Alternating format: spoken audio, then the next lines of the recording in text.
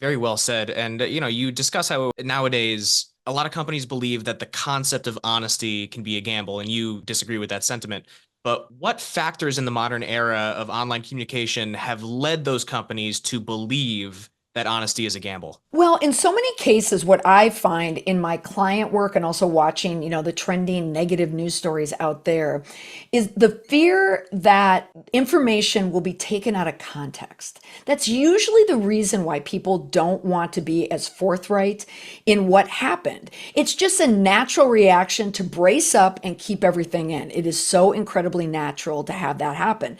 But when people are at fault, no one ever wants to admit fault. And another mistake that's made is that people assume that fault is always 100%. Either you're right or you're wrong. If someone attacks you, you're assuming you're being attacked for 100% of what's wrong.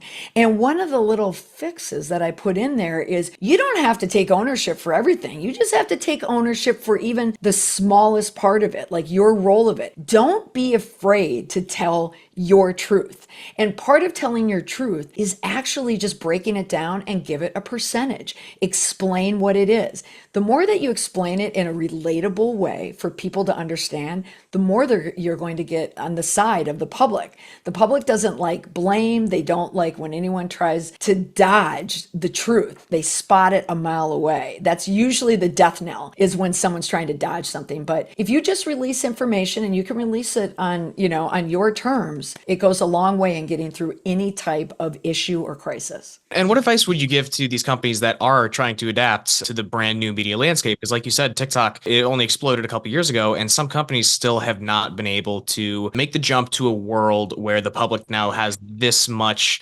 control of the narrative. Yeah, I think what's happening is people, when they think about social media, I always get this defense like, oh, I don't want to be on social media, or, we don't have any of those channels out there. They assume it's kind of like an all or nothing. Like you either have to be in it, which means you have to have 5 different social media platforms. You have to post every single day. That's not really what it is. It's really understanding social media culture. You just need to understand who is on social media, but you want to know who in your audience is on social media. And most people, I think, are afraid because they think of detractors or people who want to get them. But your advocates are out there. Your industry is out there. Journalists are out there. So all the time that you spend writing a press release, you could do a lot more communication for yourself and get a lot more bang for your buck if you were on social media. But it's really just understanding social media and how it's used rather than putting all the posts out there. Absolutely. Molly, this has been an incredible interview, and we always end on a question like this. So feel free to answer in whatever context you deem appropriate. What advice do you have for young people? It's the same advice I give to anyone, whether it's my child or a client or anyone who I come in contact with on a daily basis. And it's this: don't let waiting become a habit.